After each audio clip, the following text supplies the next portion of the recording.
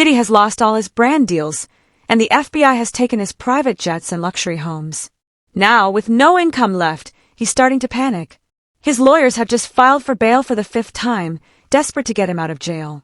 But the big questions remain. Can he secure his freedom before his money runs out? And is this the final chapter of his career? Nah, Diddy's in a tricky situation. Boy, that's the understatement of the year. Yeah, I think it's over. You think it's over? I think it's over for him as like a figure in entertainment. Right. But you think it's over as him as far as jail? like he gets a cell right next to R. Kelly? I don't think so. I don't think he gets locked up. I think he skates. I think he skates. Or he goes to like Bali. Oh, yeah. Yeah. That's a move, huh? I wanted to clear right here over these digital airwaves of YouTube that the career of Sean P. Diddy Combs, as we know it, it's over. This is over. It's over in the worst possible way, one of the worst possible ways you can imagine. Before the trial began, Diddy was the second richest man in hip-hop, with a net worth of over $1 billion.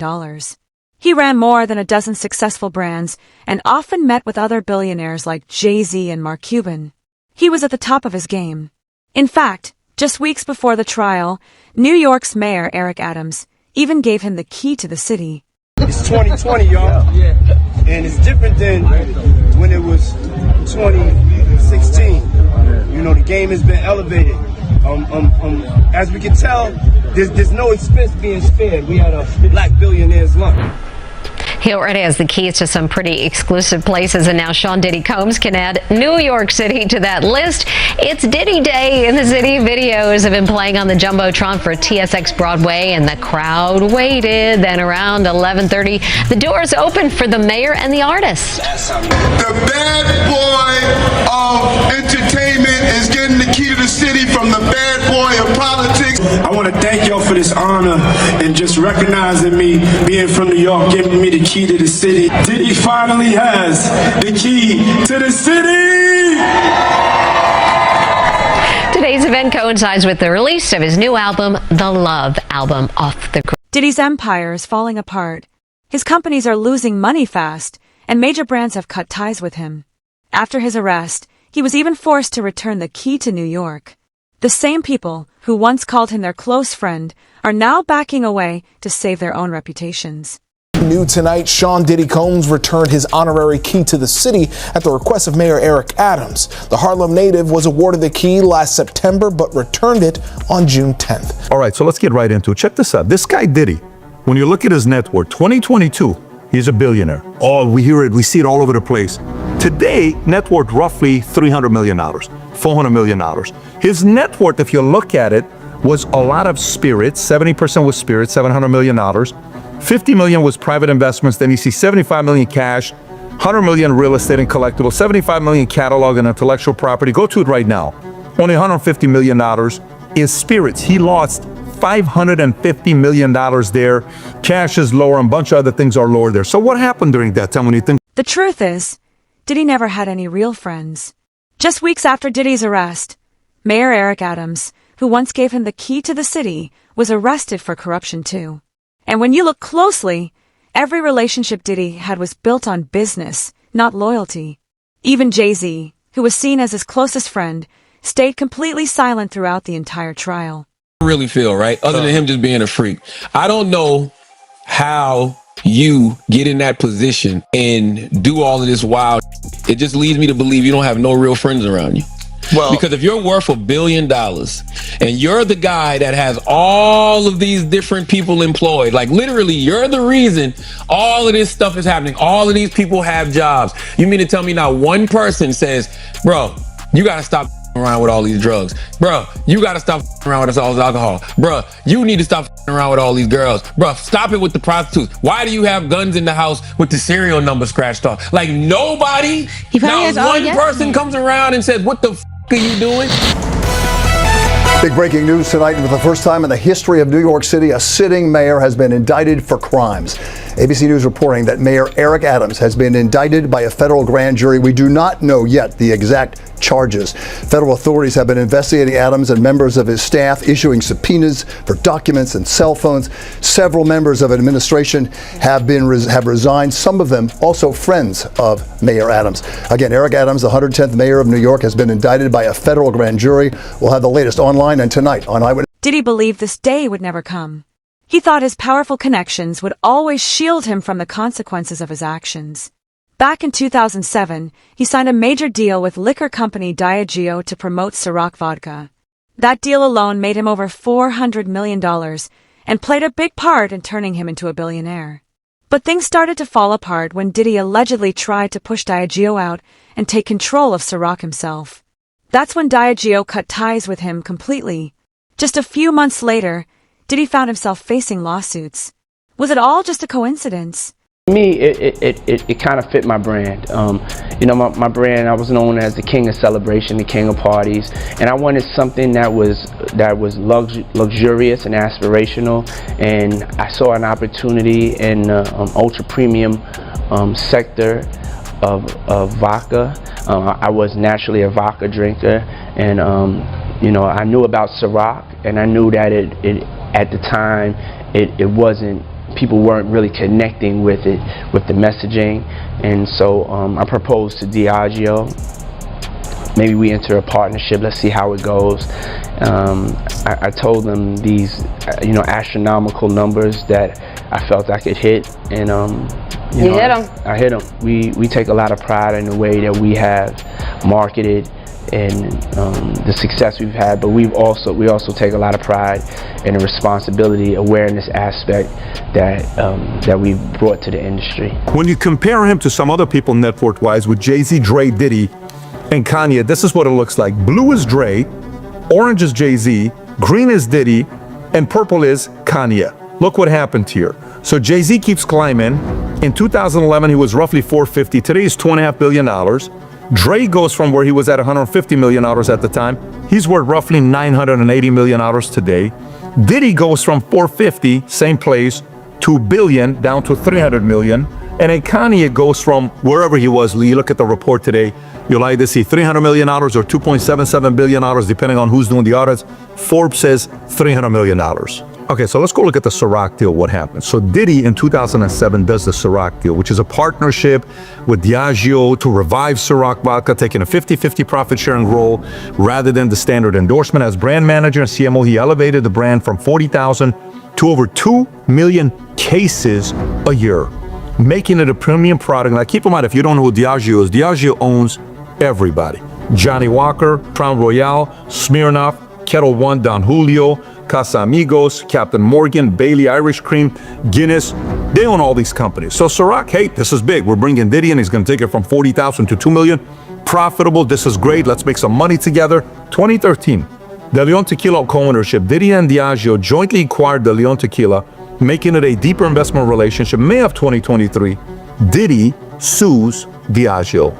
Diddy filed a lawsuit accusing Diageo of neglecting the De Leon brand, racial discrimination, claiming they marketed it as an urban product and failed to treat him as a true business. Diddy has already lost his brand deals, sold his private jet, and listed his mansion for sale. He's even had to give up his passport. His career in hip-hop is effectively over. Time and money are slipping away fast. According to insiders, his legal fees alone are draining what's left of his finances.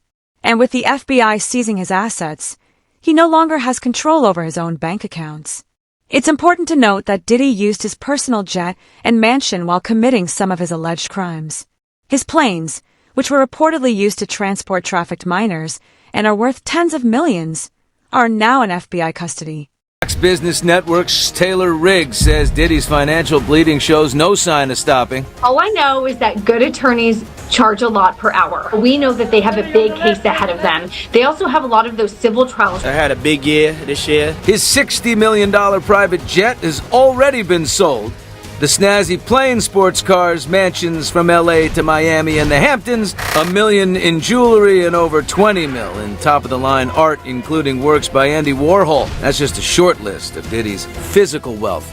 But now, with his legal nightmare getting even more frightening, Diddy put his Beverly Hills mansion that was raided in March on the market for $61 million. If people don't want to touch anything with your name on it, you have to look at other tangible assets that you can sell. The 54-year-old's long legal fight ahead includes over 24 current cases alleging sexual racketeering, sex trafficking. Diddy has vehemently denied all the charges and accusations against him. And a Justice Department forfeiture action that could cost him his empire. An empire that prosecutors allege was built, at least in part, through a pattern of criminal activity, including alleged sex trafficking, drug distribution, and violence, all used to advance what they call a racketeering enterprise. In the unsealed indictment, prosecutors outline how his business and personal assets allegedly played a role in carrying out or concealing the crimes. This means any assets connected to the behavior, even indirectly, could be seized, including real estate, companies, vehicles, and aircrafts. Now, his $60 million private jet has reportedly already been sold. The Beverly Hills estate is currently on the market for $61 million. And while Combs still owns his $48 million Miami mansion, a judge denied his request to use it as collateral. No one knows exactly how much of Diddy's fortune the FBI will end up seizing, but one thing is clear: he won't have much left when it's all over. So far, Diddy has already lost over $600 million, and he hasn't even been sentenced yet. By the time he's out, there may be nothing left. No brand wants to be associated with him, and all his celebrity friends have turned their backs on him.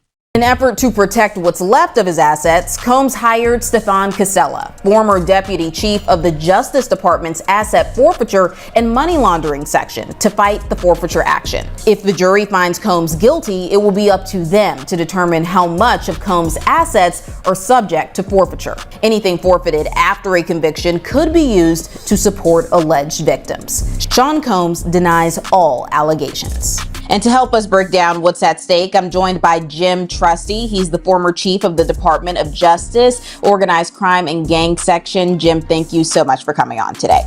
Sure. Good to be here.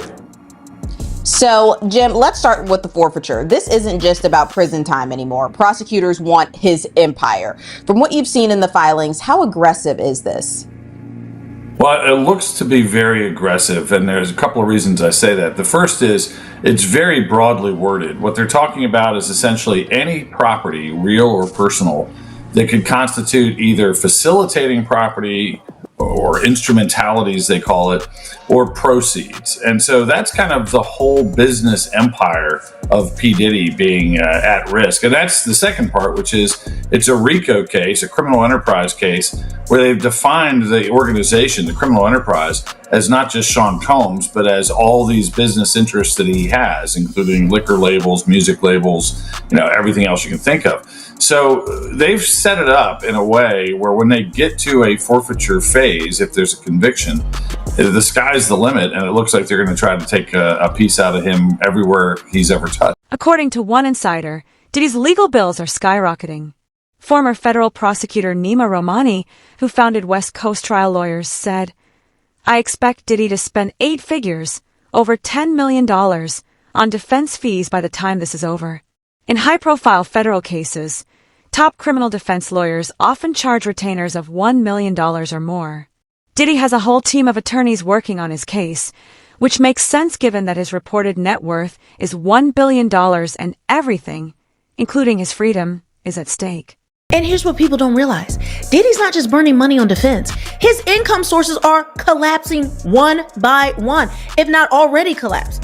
Ciroc's parent company, Diageo, dropped him quietly. No fanfare, no public fight, just a quiet, chilling severance.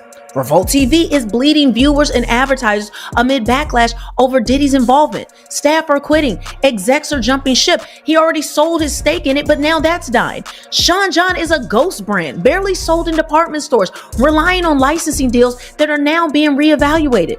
That $400 million fortune is shrinking fast. And right now, Diddy has no idea how long his sentence might be, and he knows that the longer he stays behind bars, the more money he'll lose. In an attempt to repair his image, he's recently joined a rehab program. His legal team is now arguing that mental health struggles were behind his disturbing behavior. But many people believe that blaming everything on mental health doesn't excuse the harm he caused. Diddy hurt a lot of people, and trying to shift the blame isn't sitting right with the public. He's the judge, so he can help either with the sentencing or the fact the judge may release him. Now, based on all that and the programming and stuff like that, even if he does the program and stuff like that, the prosecution is still going to say, yo, listen to me. Okay, he did the program, he did that, but this is how much time and more time than somebody else who had the same kind of crime, this is how much time they did. Because if you notice, the judge asked the defense for a record court cases of people getting time for this. So you know what the defense gonna do? They're gonna come up the least amount of time that people got for this Mann Act charge. So now you got the prosecution. They're gonna put in the most time that somebody got who did this thing, who did this crime. So now the judge gonna look at the programming, look at the pre-sentence report, and decide what kind of time he gonna give them.